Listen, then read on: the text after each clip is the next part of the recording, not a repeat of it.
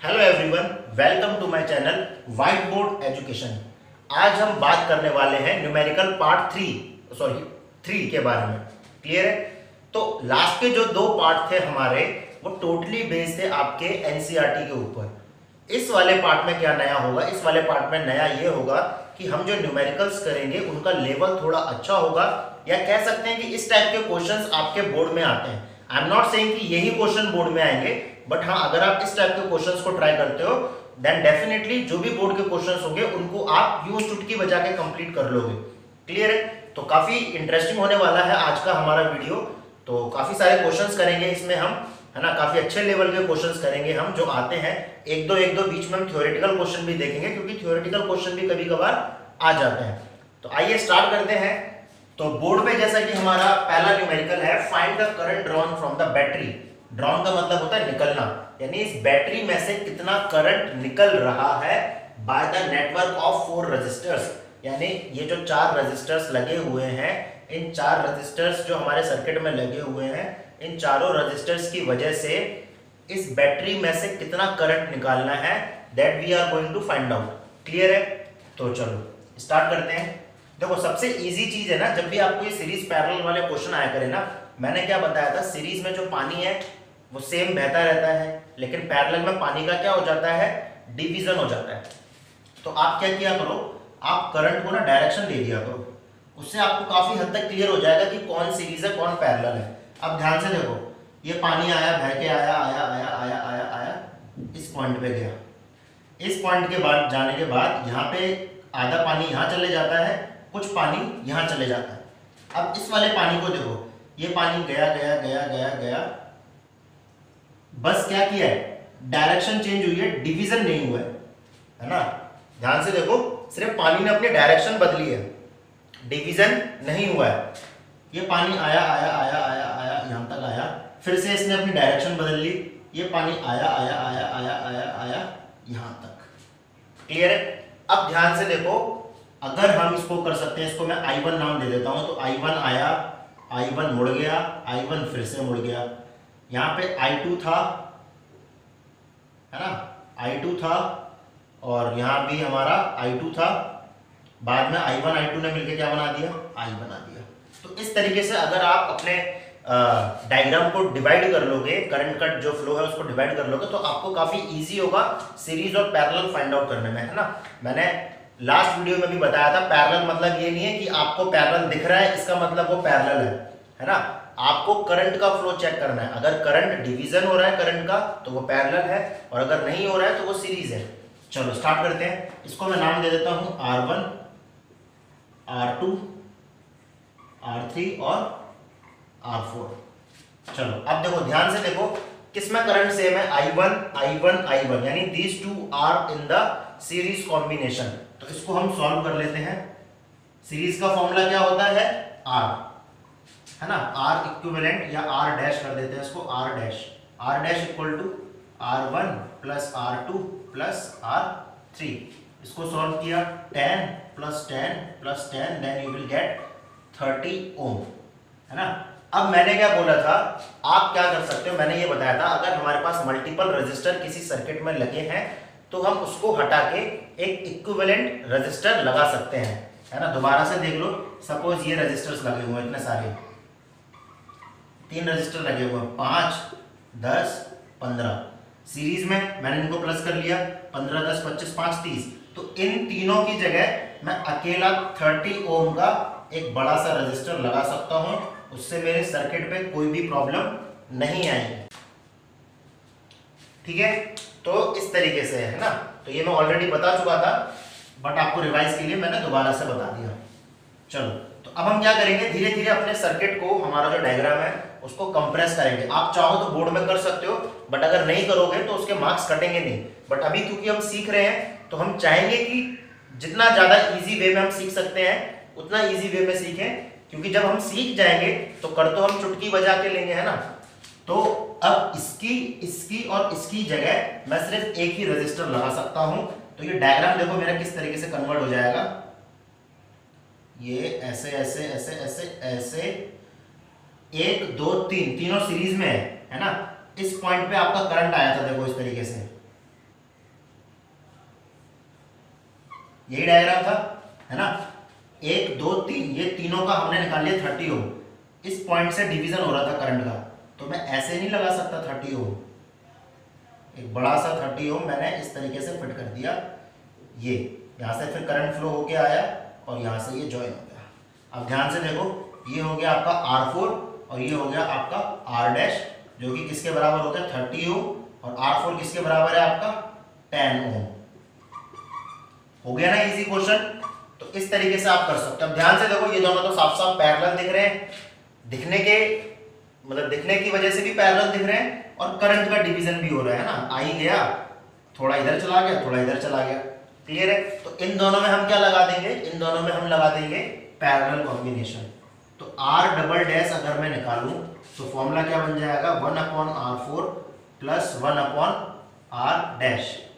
1/R4 कितना है 10 plus 1/30। तो अब हम इसका एलसीएम लेते हैं। एलसीएम लेंगे तो ऊपर आ जाएगा 4, नीचे आएगा 30, ठीक है। और सॉरी, थोड़ा यहाँ पे अपना मिस्टेक हो गया है, इसको हम 1/R" करना है ना। अब 1/R" था, क्योंकि हमें R" निकालना है तो उसको रेसिप्रोकल करेंगे। तो जब R" निकालेंगे, R" जब हम निकालेंगे, ये हो जाएगा 30/4। ये आ गया हमारा इक्विवेलेंट रेजिस्टेंस, यानी इस पूरे सर्किट का रेजिस्टेंस आ गया। बट इस क्वेश्चन में हमसे क्या पूछा है, फाइंड द करंट। अब करंट के लिए हमारे पास एक ही फॉर्मूला है ना, V = RI। V कितना लगाया है 30, R टोटल R कितना निकला है 30/4। I हमें निकालना है, 4 इधर जाएगा, 12/30, ये आ गया आपका I। तो ये है आपका आंसर, I = 12/30। तो काफी इजी है ना। बस हमें थोड़ा सा कॉन्सेप्ट ध्यान में रखना है, थोड़ा सा हमें अपने आप को ही थोड़ा सा इजी करना है और ये क्वेश्चन हो जाएगा। क्लियर है। नेक्स्ट क्वेश्चन पे चलें। तो नेक्स्ट क्वेश्चन है हमारा, इफ VI, देखो VI ग्राफ मींस वोल्टेज और करंट के बीच में ग्राफ जो बनता है, इफ जो हमने ओम्स लॉ में पढ़ा था, है ना। If VI graph for 2 wires A and B। अब हमारे यहाँ पे 2 वायर है, एक A वायर है, एक B वायर है, ठीक है। इन दोनों वायर्स के लिए हमने ग्राफ बनाया है V और I का। If both wires are of same length, यानी दोनों जो वायर हैं वो सेम लेंथ की हैं, जितनी लेंथ इसकी है उतनी ही लेंथ उसकी है, और सेम थिकनेस, जितनी थिकनेस इसकी है उतनी थिकनेस दूसरी वायर की भी है। Which of the two has high resistivity. तो इन दोनों में से जल्दी से बताओ किसकी रेजिस्टिविटी हाई होगी, और जस्टिफिकेशन भी देना है, ठीक है। तो ये काफी अच्छे लेवल का क्वेश्चन है ना। हालांकि इस क्वेश्चन में कुछ भी नहीं है ना, आपको बस एक कॉन्सेप्ट मालूम है, तो ये 1 या 2 नंबर से ज्यादा का भी क्वेश्चन नहीं है ना। और इतना ज्यादा इसमें कोई टाइम भी नहीं लगना है, देख के बता देंगे। जो समझदार बच्चे होंगे, जिन्होंने थोड़ा भी डीप स्टडी की होगी, वो देख के बता देंगे कि इन दोनों वायर्स में से किसकी रेजिस्टिविटी ज्यादा है। क्लियर है। चलो अब देख लेते हैं हम। याद रखना हमने 9th क्लास में पढ़ा था। 9th क्लास में जब हम यूनिफॉर्म मोशन पढ़ रहे थे, तब हमने एक चीज सीखी थी, जितनी ज्यादा स्लोप होगा, है ना। हमने क्या पढ़ा था 9th क्लास में, हमने डिस्टेंस और टाइम के बीच में ग्राफ बनाया था यूनिफॉर्म मोशन का, इस तरीके से, है ना। फिर उसमें हमारे क्वेश्चन थे A और B, एक कार A है, एक कार B है, बताओ कार A की स्पीड ज्यादा होगी या कार B की स्पीड ज्यादा होगी। तो हमने उसमें क्या देखा था, जिसका स्लोप ज्यादा होगा उसकी स्पीड ज्यादा होगी। क्लियर है ना। जिसका स्लोप ज्यादा होगा उसकी स्पीड ज्यादा होगी। तो स्लोप किसका ज्यादा है, A का ज्यादा है, यानी कार A की स्पीड ज्यादा है। तो वही सेम कॉन्सेप्ट हमें यहाँ अप्लाई करना है ना। वही सेम कॉन्सेप्ट हमें यहाँ अप्लाई करना है। इन दोनों में से स्लोप किसका ज्यादा है, स्लोप मतलब ढलान किसकी ज्यादा है ना। तो हमें साफ साफ दिख रहा है ढलान A की ज्यादा है। ढलान A की ज्यादा है, इट मींस रेजिस्टेंस किस में ज्यादा है, A में ज्यादा है। और जितना ज्यादा रेजिस्टेंस उतनी ज्यादा रेजिस्टिविटी। खत्म क्वेश्चन। क्लियर हुआ कितना इजी है। अब काफी बच्चों को ये समझ में नहीं आ रहा होगा स्लोप वाला कॉन्सेप्ट, तो मैं उनके लिए बता देता हूं, उनको दिखा देता हूं मैं एक बार कि किस तरीके से हम स्लोप, क्लियर है, बताते हैं। सपोज ये हमारा एक I है, ये हमारा V है, इस तरीके से हमारा ग्राफ बढ़ रहा है, ठीक है। यहाँ मैंने नंबर दे दिया, 2 0 2 4 6 8। यहाँ मैंने नंबर दे दिया 20 40 60, 80। क्लियर है। अब मैं क्या कर रहा हूँ, मैं इन दोनों पॉइंट के बीच में मैं ग्राफ, मतलब इन दोनों पॉइंट के बीच में मैं स्टडी करना चाहता हूँ, है ना। ये ए पॉइंट है, ये बी पॉइंट है, इन दोनों पॉइंट के बीच में मैं करंट की, वोल्टेज की और रेजिस्टेंस की स्टडी करना चाहता हूँ। तो मैं क्या करता हूँ, मुझे अगर करंट की स्टडी करनी है, मैं करंट के ऊपर परपेंडिकुलर डाल देता हूँ, दोनों पॉइंट से डाल दिया। मुझे वोल्टेज की स्टडी करनी है, वोल्टेज के ऊपर मैंने परपेंडिकुलर डाल दिया। अब ये मैंने इसको ज्वाइन कर दिया। अब ध्यान से देखो, ये पूरा एक रेक्टेंगल बन रहा है। देखो ये पूरा एक रेक्टेंगल बन रहा है। तो जितनी ब्रेथ ये होगी उतनी ही ब्रेथ ये होगी। क्लियर है। अब इधर देखो, ये पूरा एक रेक्टेंगल बन रहा है, यहाँ से ये, है ना, 4 6 से लेके यहाँ तक AC, और ये 4 6 एक पूरा रेक्टेंगल बन रहा है। तो जितनी ब्रेथ यहाँ होगी उतनी ही ब्रेथ यहाँ होगी। क्लियर है। अब ये 90 डिग्री बन रहा है हमारा। हमें दिख रहा है क्या, ये हॉरिजॉन्टल लाइन है, ये किसी एंगल पे बेंड है। इसको एंगल को नाम हमने दे दिया क्या, थीटा। ठीक है। अब हमने क्या किया है, ट्रिग्नोमेट्री में एक रेशियो पढ़ा है हमने, trigonometric ratio, that is tan theta equal to perpendicular upon base. Perpendicular क्या है हमारा, BC, बेस क्या है हमारा, AC। अब ध्यान से देखो, बहुत ध्यान से देखना, BC यहां पे आके क्या बना रहा है, वोल्टेज बना रहा है ना। BC को इधर लेके आओ, क्या बना रहा है, वोल्टेज।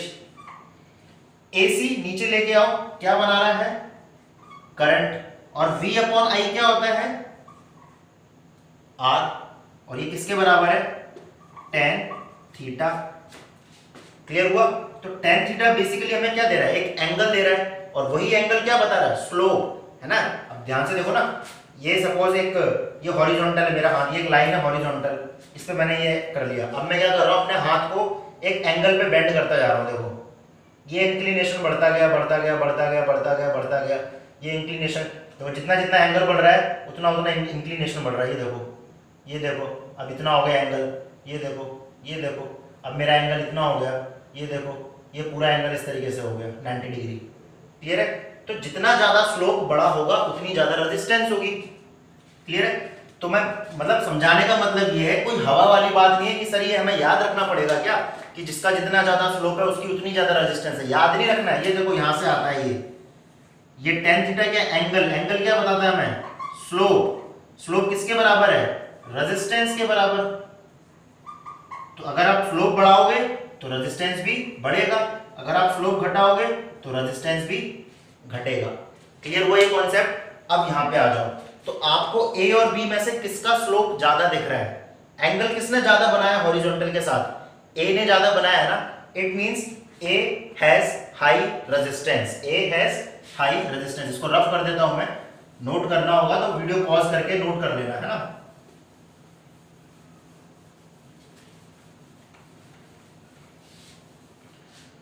तो which of two has high resistance? It means A has high resistance. Answer है क्यों भैया, because it has greater slope. Clear हुआ। तो बस ये लिखना है। तो आप डायग्राम देख के बता दोगे, ऐसा कोई तो था नहीं, आपको वो कॉन्सेप्ट समझ में आ गया, जितना ज्यादा स्लोप उतना ज्यादा रेजिस्टेंस। तो किसी को भी अगर मैं ये क्वेश्चन दूंगा तो फट से वो डायग्राम देखेगा, फट से इसका आंसर दे देगा। चलो अब एक चीज और रह गई इसमें, गिव जस्टिफिकेशन। अब हमने ये जो चीज बोली है ना, कि रेजिस्टेंस ज्यादा है, अभी तो हमने रेजिस्टेंस निकाला है, लेकिन हमसे क्वेश्चन में पूछा क्या था, which of two has high resistivity. तो सीधी सी बात है ना, रेजिस्टिविटी मींस रुकावट, है ना, मतलब रेजिस्टेंस मींस रुकावट, रेजिस्टिविटी मतलब कि वो कितनी ताकत लगा रहा है उस रुकावट को करने के लिए। तो अगर रेजिस्टेंस ज्यादा है इसका मतलब रेजिस्टिविटी भी क्या होगी, ज्यादा। अब क्वेश्चन सर ये समझ में नहीं आया हमें, देख लो इसका भी हमारे पास मैथमेटिकल प्रूफ है। R1 को नाम दिया मैंने रो L अपॉन A। क्लियर हुआ। इसकी रेजिस्टिविटी रो 1। दूसरी वायर ली मैंने R2 equal to rho 2 L upon A। अब क्वेश्चन है सर ये L2 L1 क्यों नहीं किया, ध्यान से देखो क्या लिखा हुआ है, same length and same thickness. It means L और ए दोनों केस में क्या होंगे, बराबर। वायर अलग अलग थी इसलिए रो 1 और रो 2, इन दोनों को डिवाइड कर दो, डिवाइड करो जरा इन दोनों को, R1 अपॉन R2, तो ये हो गया आपका रो L upon A, row L upon A. अब देखो यहाँ पर रो 1 रो 2, L अपॉन ए से L अपॉन ए पूरा पूरा कट गया, क्या बचा, R1 upon R2 equal to rho 1 upon rho 2। अब देखो R1 के सामने rho 1, it means R1 directly proportional to rho 1 और R2 directly proportional to rho 2। It means क्या समझ में आ रहा है, resistance is directly proportional to resistivity. तो क्या समझ में आ रहा है, resistance is directly proportional to resistivity. It means आपकी रेजिस्टेंस ज्यादा तो रेजिस्टिविटी भी ज्यादा, रेजिस्टिविटी ज्यादा तो रेजिस्टेंस भी ज्यादा, रेजिस्टेंस कम तो रेजिस्टिविटी भी कम, रेजिस्टिविटी कम तो रेजिस्टेंस भी कम। क्लियर हुआ। तो ए की रेजिस्टेंस क्या है, ए की रेजिस्टेंस क्या है, high resistance, A has high resistance, resistance A की ज्यादा है। It means A also has high resistivity due to this, है ना, due to this relation। तो A also has high resistivity because are directly proportional to rho। खत्म question. Clear हुआ। Question तो सही था लेकिन हमने समझ लिया तो अब हमें काफी इजी लग रहा है ना। तो क्वेश्चन क्या था, ए और बी में से किसका रेजिस्टेंस ज्यादा, जिसका स्लोप ज्यादा। स्लोप कैसे पता, अरे सीधी सी बात है, आप अपनी गाड़ी कोई भी एक खिलौने वाली कार रख दो, कार यहाँ रखोगे और यहाँ रखोगे, किस केस में कार जल्दी नीचे आ जाएगी, तो आंसर है भैया इस केस में कार जल्दी नीचे आ जाएगी, ढलान ज्यादा है। ढलान को क्या बोलते हैं इंग्लिश में, स्लोप। इट मीन स्लोप ज्यादा, स्लोप ज्यादा तो रेजिस्टेंस ज्यादा, रेजिस्टेंस ज्यादा तो रेजिस्टिविटी ज्यादा। कैसे भैया, ऐसे भैया, इस वाले रिलेशन से। क्लियर हुआ। तो इजी था, है ना। चलो नेक्स्ट क्वेश्चन करते हैं अब अपना। तो इस क्वेश्चन को देख लेते हैं, क्या कह रहा है ये question. 2 wires A and B, यानी 2 वायर है, ए वायर और एक B wire, of equal length and of equal resistance. उसकी लेंथ और रेजिस्टेंस दोनों क्या है, इक्वल। सपोज अगर ये हमारा एक ए वायर है और ये एक बी वायर है, ठीक है, ए वायर और बी वायर, इसकी रेजिस्टेंस बी क्या है, आर, इसकी भी आर क्योंकि सेम है, लेंथ भी क्या है, एल, और इसकी भी एल क्योंकि लेंथ भी क्या है, सेम लिखा हुआ है ना। Of equal length L L ले लिया, have equal resistance R R ले लिया। अब resistivity is more of A, यानी इसकी रेजिस्टिविटी को हम रो 1 मान लेते हैं, इसकी रेजिस्टिविटी को रो 2। तो रो ए की रेजिस्टिविटी ज्यादा है, it means rho 1 is greater than rho 2, है ना। रो 1 के सामने हमने मुंह फाड़ दिया, है ना, क्योंकि उसको ग्रेटर देन का साइन बोलते हैं। तो rho 1 is greater than rho 2। ये बोला है which wire is thicker and why. तो इनमें से ये बताओ कौन सा वायर थिक है और क्यों है, यानी कौन सा वायर मोटा वायर है और क्यों है। दोबारा से सुन लो क्वेश्चन, क्या बोला है क्वेश्चन में, ए और बी 2 वायर थे जिनकी लेंथ सेम है और रेजिस्टेंस सेम है, लेकिन अगर ए की रेजिस्टिविटी ज्यादा है, मैंने यहाँ पे मेंशन किया है, ए की रेजिस्टिविटी रो 1 है, रो 1 इज ग्रेटर देन रो 2, तो ये बताओ इन दोनों में से कौन सा मोटा वायर है। तो मैं बता देता हूं कौन सा वायर मोटा है, A is thicker, A is thicker. तो ये तो मैंने बता दिया क्योंकि मुझे मालूम है।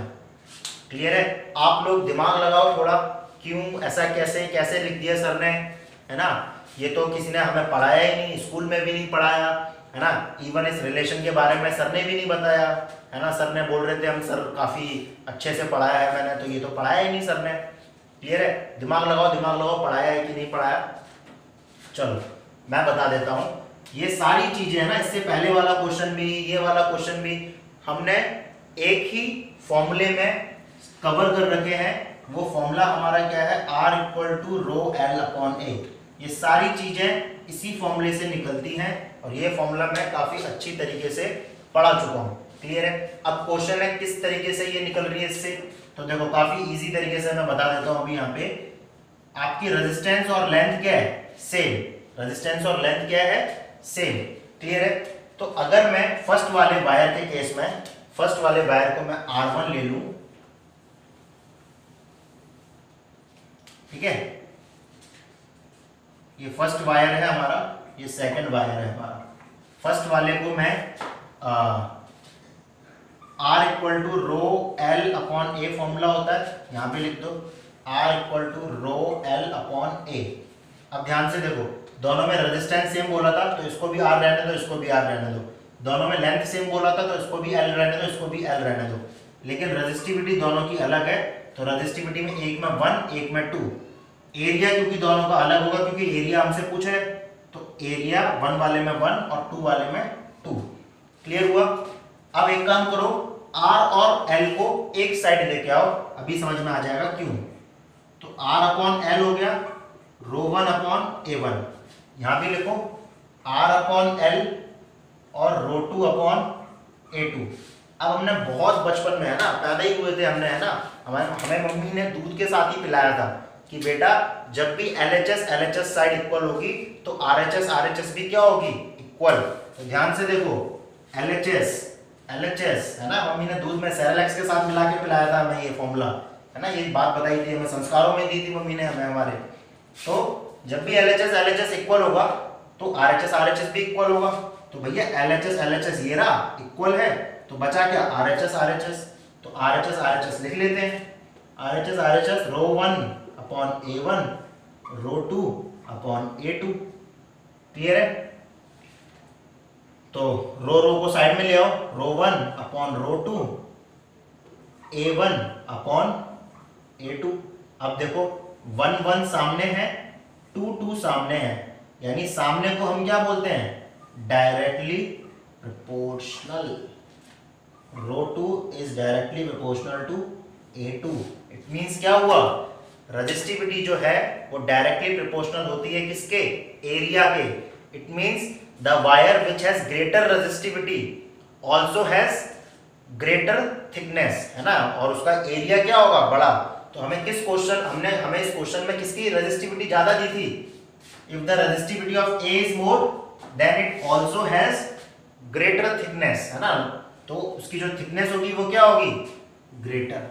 तो A इज थिकर। तो विच वायर, ये रहा आंसर, A इज थिकर।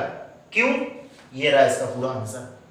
तो आपको ये करना चाहो इस तरीके से सॉल्व कर सकते हो, वरना अगर आपको याद हो ये चीज, है ना, ये चीजें याद रख लो, ये रिलेशन, इस रिलेशन को लिख के भी आप बोल सकते हो, due to this relation if resistivity is greater then area is also greater.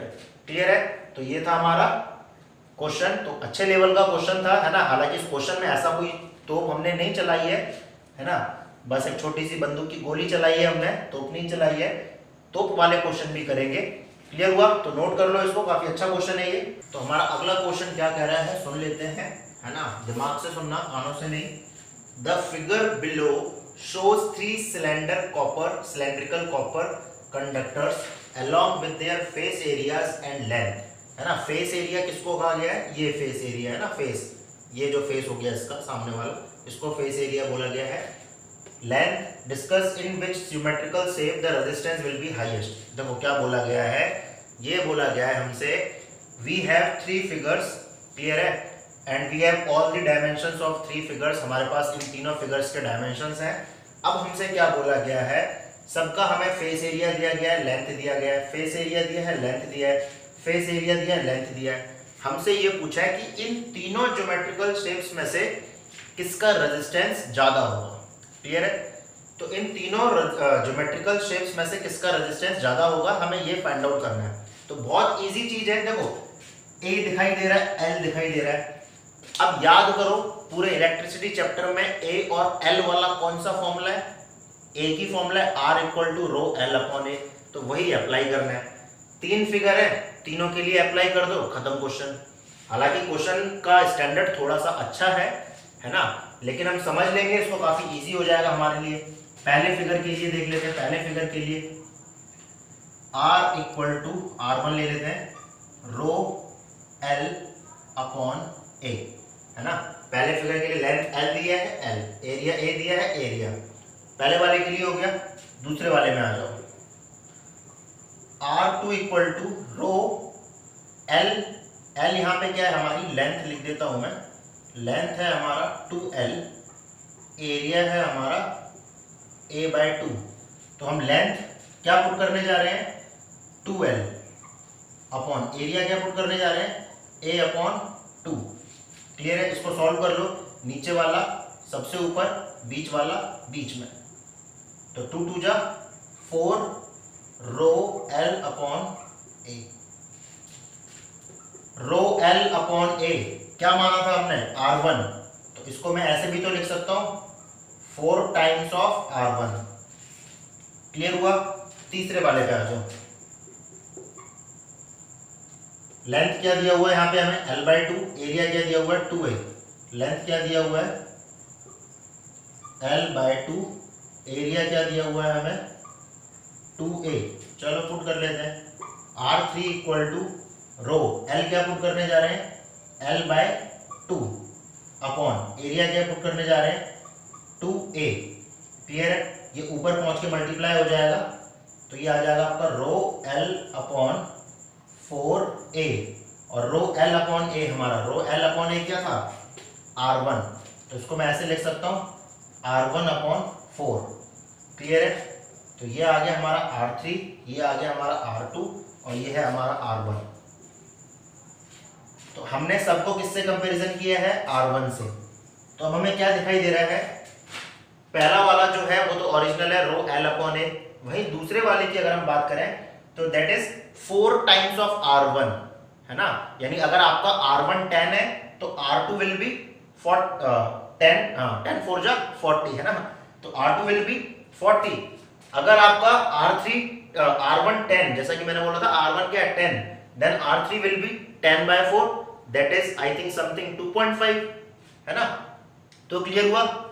तो इन सारे ज्योमेट्रिकल शेप्स में से who has the highest resistance, तो आंसर है R2 has the highest resistance among these three. Clear है, तो काफी इजी क्वेश्चन है ना। समझ लिया इसलिए इजी है, हालांकि इसका लेवल थोड़ा अच्छा है। ठीक है, इस टाइप के क्वेश्चंस आपको बोर्ड में पूछे जा सकते हैं। आपको ज्योमेट्रिकल शेप्स दे देगा वो, और फिर इस तरीके के डायमेंशंस दे देगा, और वो आपसे पूछेगा कि किसका रेजिस्टेंस ज्यादा है ना। तो इस तरीके से हम फाइंड आउट कर सकते हैं। क्लियर हुआ।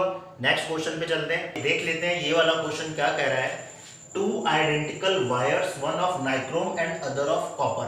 क्या बोला है, दो एक जैसे वायर हैं, एक जैसे मींस उनके ज्योमेट्रिकल मेजरमेंट के हिसाब से वो एक जैसे हैं, बट बने दोनों अलग अलग मटेरियल के, एक नाइक्रोम का है तो एक कॉपर का है। Connected in series and a current is pass through them. दोनों के दोनों को हमने सीरीज में कनेक्ट कर दिया और उनमें से हमने क्या किया, करंट को पास किया। क्लियर है। State the change observed in temperatures of 2 wires. क्या किया हमने, एक नाइक्रोम वायर लिया, एक कॉपर वायर लिया, दोनों को सीरीज में लगा दिया। ठीक है, क्लियर है। अब क्या बोला है हमसे, अब हमसे ये बोला है कि इन दोनों में करंट को पास किया। अब बताओ इन दोनों में क्या क्या चेंजेस ऑब्जर्व हो रहे हैं, तो देख लेते हैं। State the change observe in temperatures, उनके टेम्परेचर्स में क्या चेंजेस आए। जस्टिफाई करना है। State the law which explain the above observation. अब ध्यान से देखो, टेम्परेचर। क्लियर है, टेम्परेचर मींस हीट। हीट को एक ही लॉ एक्सप्लेन करता है, that is joules law of heating. तो यहां से ये वाला पार्ट तो हमने इसका क्लियर कर लिया। अब उसके टेम्परेचर में चेंजेस कैसे आए हैं वो देख लेते हैं। क्लियर है। अब ध्यान से देखो, है ना, सारी चीजें दोबारा से रिकॉल करो। जब हम ये इलेक्ट्रिसिटी चैप्टर पढ़ रहे थे तो क्या था उसमें, टेम्परेचर किसकी वजह से बढ़ता है, तो भैया टेम्परेचर रेजिस्टेंस की वजह से बढ़ता है ना। क्यों भैया, क्योंकि जब इलेक्ट्रॉन का कोलिजन ज्यादा होगा तभी तो हीट बनेगी, और इलेक्ट्रॉन के कोलिजन को क्या बोलते हैं, रेजिस्टेंस। तो रेजिस्टेंस ज्यादा इट मींस हीट ज्यादा। अब आपको ये ढूंढना है कि दोनों में रेजिस्टेंस किसमें ज्यादा होती है। अब मैं एग्जांपल के लिए आपको एक चीज बता देता हूं। आपका जो हीटर होता है ना, घर में हीटर जिसमें वायर्स होती हैं गोल गोल गोल गोल मैगी जैसी, है ना, वो वायर नाइक्रोम की होती है। किसकी होती है, नाइक्रोम वायर होती हैं। अब हम उसको हीटर में इसलिए यूज करते हैं क्योंकि नाइक्रोम वायर की रेजिस्टिविटी क्या होती है, बहुत ज्यादा। क्या होती है, बहुत ज्यादा। अब बहुत ज़्यादा रेजिस्टिविटी होने से क्या होता है, वहाँ पे करंट का जो फ्लो होता है वो रुकता बहुत है। रुकने की वजह से वहाँ रेजिस्टेंस बहुत ज़्यादा प्रोड्यूस होता है। रेजिस्टेंस प्रोड्यूस होने की वजह से वहाँ हीट बहुत ज़्यादा प्रोड्यूस होती है। मैंने तो तुम्हें सब कुछ ही बता दिया, इवन आंसर भी बता दिया। क्लियर है? तो क्या बोला गया है, दो वायर है एक जैसी, एक नाइक्रोम की है तो एक कॉपर की है, दोनों को सीरीज में कनेक्ट कर दिया है, दोनों में से करंट भी पास करा दिया है। तो बताओ दोनों के टेम्परेचर में क्या चेंज ऑब्जर्व किया आपने। हमें मालूम है नाइक्रोम वायर, है ना, सीधे दिमाग में एक एग्जांपल आना चाहिए भैया। नाइक्रोम वायर कहाँ यूज होता है, अप्लायंसेस में यूज होता है ना, हीटर वीटर इन जैसे अप्लायंसेस में यूज होता है। क्यों करते हैं, क्योंकि ये रेजिस्टिविटी ज्यादा देता है। रेजिस्टिविटी ज्यादा होने से हमें क्या मिल जाती है, हमें हीटिंग इफेक्ट मिलता है, हमें हीट मिलती है। क्लियर है? वही कॉपर कहाँ यूज करते हैं, कॉपर करंट को पास करने में। क्यों, क्योंकि कॉपर में रेजिस्टेंस क्या होता है, कम होता है एज कंपेरिजन टू नाइक्रोम। तो रेजिस्टेंस कम तो हीट भी कम। क्लियर हुआ ना? तो देख लेते हैं पहला वाला, इसका आंसर देख लेते हैं। ठीक है, अब मैं पूरा लिखूंगा तो नहीं बट आपको समझा देता हूं। तो दोनों वायर्स में किसमें टेम्परेचर का चेंज हमने ऑब्जर्व किया, चेंज तो दोनों में ही होगा। Nichrome wire has high temperature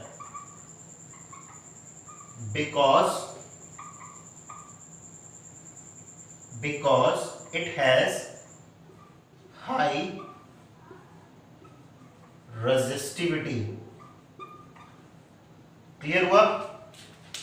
तो नाइक्रोम वायर का जो टेम्परेचर है वो बढ़ जाएगा। क्यों बढ़ेगा, क्योंकि उसकी रेजिस्टिविटी क्या होती है, ज्यादा होती है। वहीं अगर हम कॉपर की बात करें, कॉपर में कंडक्टिविटी ज्यादा होने की वजह से वहां रेजिस्टेंस कम होगा। रेजिस्टेंस कम होने की वजह से हीटिंग इफेक्ट भी क्या होगा, कम। तो ये किस लॉ के द्वारा इसको हम एक्सप्लेन कर सकते हैं, ये जो ऑब्जर्वेशन दिया था इसको किस लॉ के द्वारा एक्सप्लेन कर सकते हैं। तो आंसर है by Joule's law of heating. खत्म, इसके द्वारा ये एक्सप्लेन किया जा सकता है। लेकिन जब तुम्हें एक क्वेश्चन आएगा अगर बोर्ड में, तो यहाँ पे बोला state means you will have to explain the law, है ना। आपको वो लॉ भी एक्सप्लेन करना है पूरा, H = I²RT, H = I²RT, you will have to explain this law, है ना, क्योंकि यहाँ पे तभी आपको मार्क्स मिलेंगे। सिर्फ इतना ही नहीं लिखना है, तो आपको वो लॉ भी याद होना चाहिए। और यहाँ भी देख सकते हैं हम, H is directly proportional to resistance और H is directly proportional to temperature also. If resistance will increase then heat will also increase, if temperature will increase heat will also increase. Clear हुआ?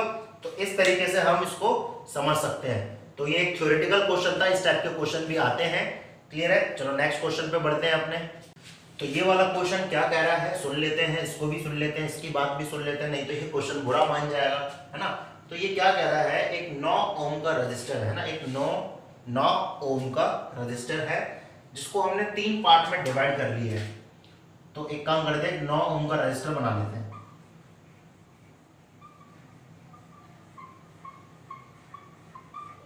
ठीक है, ये 9 ओम का register है, इसको हमने 3 part में डिवाइड कर लिया है। और वो तीनों पार्ट कैसे होने चाहिए, इक्वल होने चाहिए ना, बराबर होने चाहिए। अब उन तीनों पार्ट को हमने क्या कर लिया, पैरेलली कनेक्ट कर लिया है। Find the equivalent resistance. तो बच्चों वाला क्वेश्चन है, इस टाइप के क्वेश्चंस आपके 1 या 2 मार्क्स में आ सकते हैं। इवन बोर्ड में इस टाइप का क्वेश्चंस आया भी है ना। तो हमें हर तरीके से पढ़ते हुए चलना है, ठीक है। ऐसा नहीं है हम कि टफ क्वेश्चन करते चलेंगे, इजी क्वेश्चंस पे भी ध्यान देना है ना। तो 3 पार्ट में डिवाइड कर लेते हैं भैया। एक, चलो डिवीजन देख लेते हैं, डिवीजन करना नहीं आ रहा है बताओ, बराबर डिवीजन करना पड़ेगा। 1 कर लिया डिवीजन, यहाँ 2 कर लिया, तो अब देख लो 1 2 3 डिवीजन हो गए, है ना। तो ये 3 डिवीजन मैंने रख दिए इस तरीके से, 1 2 3। अब आपने रेजिस्टेंस को क्या कर दिया है, डिवाइड कर दिया है। इट मींस इसका जो रेजिस्टेंस है वो भी डिवाइड हो जाएगा, है ना। तो ये 3 ओम, ये भी 3 ohm and this will also 3 ओम। तो ये तीनों रजिस्टर हैं, इन तीनों रजिस्टर्स के पास क्या हुआ, 3 ओम 3 ओम 3 ओम। इन तीनों को हमने क्या कर दिया है, पैरेलली कनेक्ट कर दिया है। और ये हमने कर दिया इसको पैरेलली कनेक्ट। आपको क्या बोला है, इक्विवेलेंट रेजिस्टेंस निकालना है। खत्म क्वेश्चन, अब तो कुछ क्वेश्चन में बचा ही नहीं है।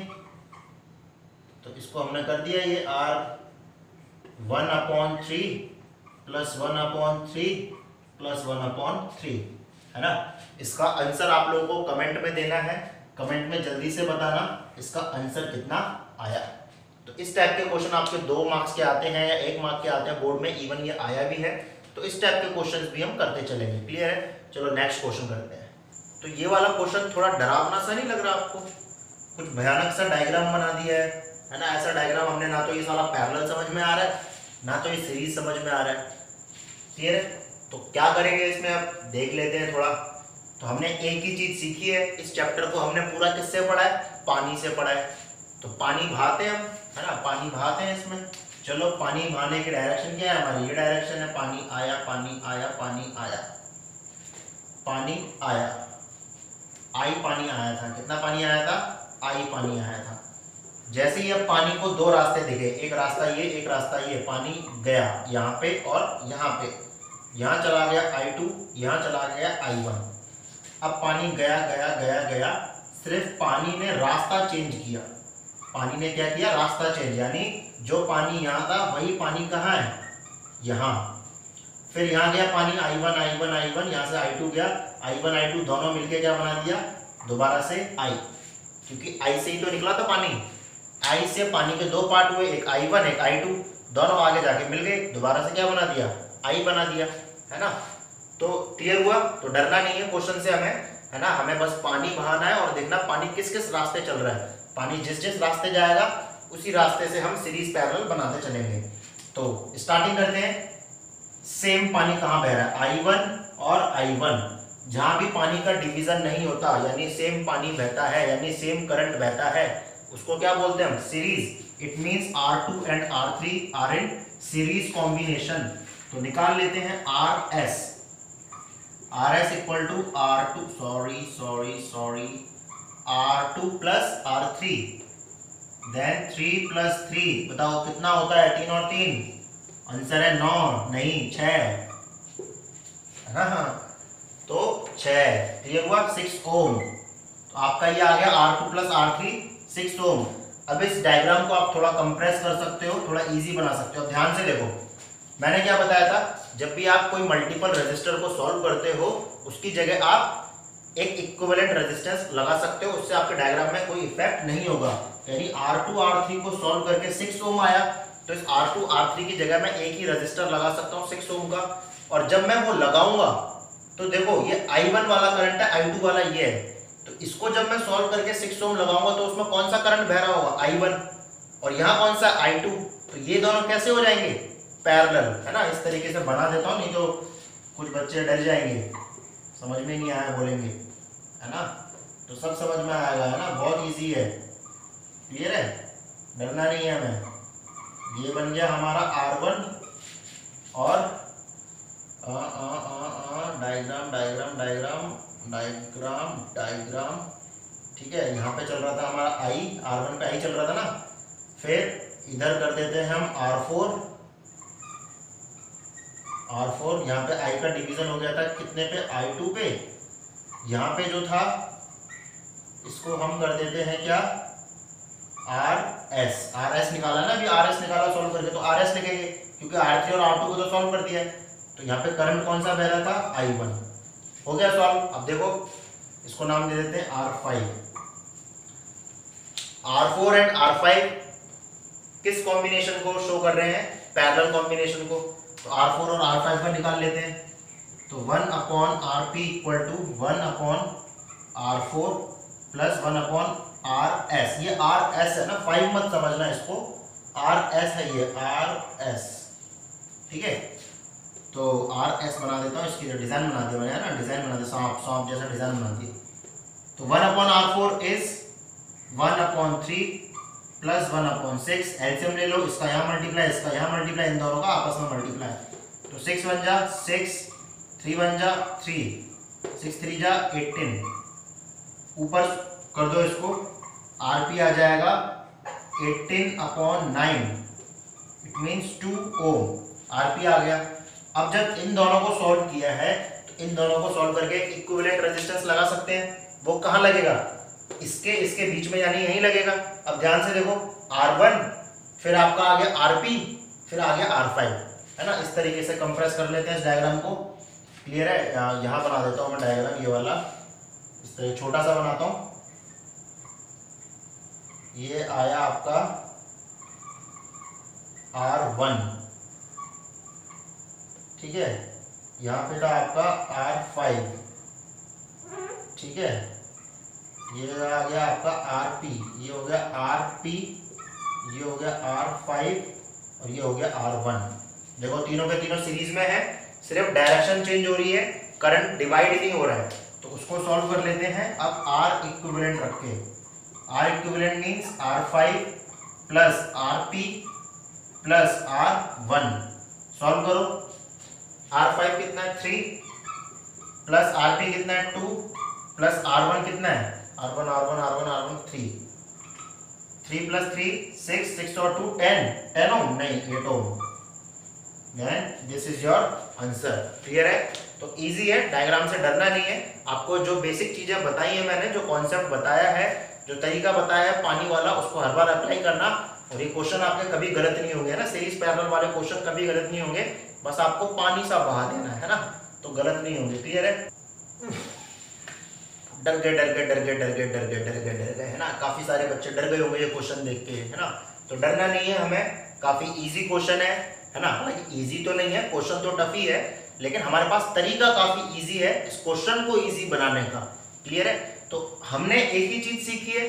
अभी इससे पहले वाले क्वेश्चन में मैंने बताया था, जब भी सीरीज पैरेलल का क्वेश्चन आ जाए, दिमाग में एक चीज बिठा लो, क्या करना है अपन को, तो बस पानी निकालना है ना।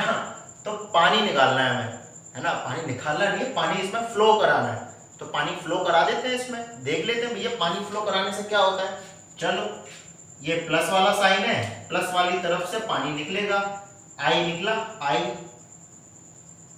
इस पॉइंट पे आके दो रास्ते मिले, यहां गया I1 गया, सिर्फ डायरेक्शन चेंज हुई। यहां भी क्या आया I1, इस वाले रास्ते पे I1 गया, इस वाले रास्ते पे I2 चला गया।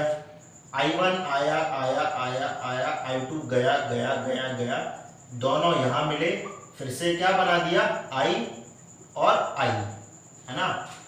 I। तो क्लियर है? क्या किया हमने, पानी छोड़ा, पानी गया, पानी ने जाके इस पॉइंट पर डिवीजन हुआ, I2 I1 में, I1 ऐसे आ गया, I2 ऐसे गया, I1 I2 दोनों मिलके I बना लिए। क्लियर हुआ? अब ध्यान से देख लो, किन किन रेजिस्टर्स पे करंट की वैल्यू सेम है। जहां करंट की वैल्यू सेम है वो सीरीज, जहां चेंज हो रही है, जिस पॉइंट पे चेंज हो रही है, उस पॉइंट से जो आपके रेजिस्टर्स लगे हैं वो पैरेलल। तो देखो सबसे इजी है, पहले सीरीज वाले सॉल्व किया करो। देखो इस पे, इस वाले रजिस्टर पे भी I1, इस वाले रजिस्टर पे भी I1, it means they both are in series. तो सॉल्व कर लेते हैं। RS equal to R1 plus R2, series है भाई, तो 3 plus 3 equal to 6 ohm. Clear हुआ? अब इसको इन दोनों की जगह हम इक्विवेलेंट रेजिस्टर लगा सकते हैं। तो छोटा सा डायग्राम बनाऊंगा, है ना। छोटा सा डायग्राम से समझना है आपको। ये इस तरीके से, इधर ये आ गया, इधर ये आ गया, इधर हमने ऐसे करके ऐसे कर दिया, ऐसे लगा दिया और ऐसे कर दिया, ऐसे कर दिया। ठीक है, यहाँ पे I2 फ्लो कर रहा था, यहाँ पे I था, यहाँ पे R4 था। अब इन दोनों को सॉल्व करके एक रजिस्टर बना, क्योंकि इस पॉइंट से करंट का डिवीजन है, तो ये वाला ऐसे आके पैरेलल बन जाएगा ना इसके। तो यहाँ पे क्या आएगा, I1 ही बह रहा था ना इन दोनों में I1, तो इन दोनों में I1 ही आया और ये बन गया 6 ओम। ये हमारा 3 ओम था ही, और ये हमारा 0.5 ओम R5। क्लियर हुआ? ठीक है, इसको नाम दे दो R3। तो कर दिया। अब ये दोनों हमें पैरेलल दिख रहे हैं, इन दोनों को सॉल्व कर लेते हैं भाई। RP सॉल्व किया, कौन सा वाला, एक तो आ गया 1/RS प्लस एक आ गया 1/R3।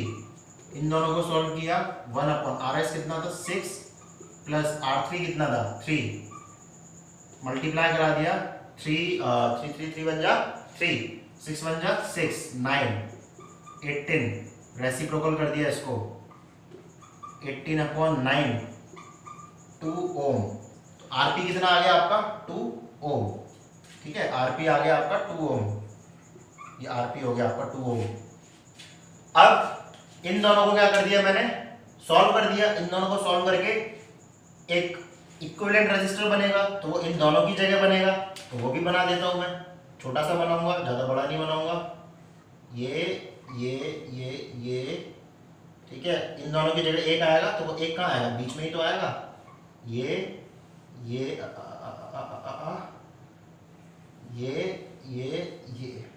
ठीक है, R4 RP R5 क्लियर है। R4 कितना था देख लो भैया, R4 कितना था 0.5, यहाँ भी लिख देता हूँ मैं 0.5, और यहाँ भी आ गया 0.5। RP कितना निकला हमारा, RP निकला 2, तो यहाँ लिख दिया मैंने 2 ओम। R5 कितना था हमारा, R5 भी था 0.5 ओम। तो अब देखो ध्यान से, करंट का डिवीजन नहीं हो रहा है, सिर्फ करंट का रास्ता चेंज हो रहा है ना। तो ये तीनों के तीनों क्या है हमारे सीरीज, तो यहाँ मैं निकाल लेता हूँ R इक्विवेलेंट। तो R इक्विवेलेंट अगर मैं निकालूंगा, then RP plus R4 plus R5, तो कितना आएगा 3, RP कितना था 2 था ना, 2 प्लस 0.5 प्लस 0.5 3 ओम। ये आ गया आपका इक्विवेलेंट रेजिस्टेंस। लेकिन आपसे पूछा क्या था अमीटर में रीडिंग। अब अमीटर में रीडिंग मींस आपसे वोल्टेज पूछा है या करंट पूछा है, तो ध्यान रखना। पहले तो कॉमन सेंस लगाएंगे हम, वोल्टेज तो हमें दिया ही हुआ है 3 वोल्टेज, तो वो पूछेगा तो है नहीं। अमीटर क्या करता है ना, सबसे पहले वाले है ना इंट्रोडक्शन में हमने बताया था, अमीटर क्या करता है, अमीटर करंट को मेजर करता है। तो यानी इस अमीटर में से क्या फ्लो हो रहा होगा, करंट फ्लो हो रहा होगा। तो अमीटर में से करंट फ्लो हो रहा है, इट मींस वो हमसे पूछ क्या रहा है, घुमा के पूछ रहा है हमसे कि करंट बताओ, है ना, कि करंट बताओ। अमीटर करंट को मेजर करता है, तो अमीटर की रीडिंग होगी जो वो करंट की रीडिंग होगी, है ना, करंट का मेजरमेंट होगा। तो V equal to RI, V कितना है 3, R कितना निकला टोटल, सॉरी 3I, 3 से 3 कट गया, क्या बचा 1, I equal to 1 ampere. This is your answer. Clear हुआ, ठीक है। तो इस टाइप से आपको ये करना है, अच्छे से इसको देख लो, नोट कर लो। इस टाइप के क्वेश्चंस आते हैं आपसे, वो सीधे नहीं खीर खाने के लिए बोल देगा ना बोर्ड में, आपको थोड़ा सा खीर बनानी भी पड़ेगी, खुद से मेहनत करनी पड़ेगी, तभी वो खीर मिलेगी, है ना, तभी उसके मार्क्स मिलेंगे आपको। क्लियर हुआ। तो थोड़ा सा हो सकता है आपको थोड़ा हौच पौच लगे, आराम से देख लो, कोई प्रॉब्लम नहीं है, ठीक है, समझो उसको मेन। तो क्लियर है। तो काफी सारे न्यूमेरिकल्स हो गए हैं, आपको इस टाइप के न्यूमेरिकल्स ही करने हैं, ज्यादा इजी न्यूमेरिकल्स नहीं आएंगे, ठीक है। तो और अगर हम टफ की तैयारी करते हैं तो इजी हम आसानी से कर भी सकते हैं। तो क्लियर है।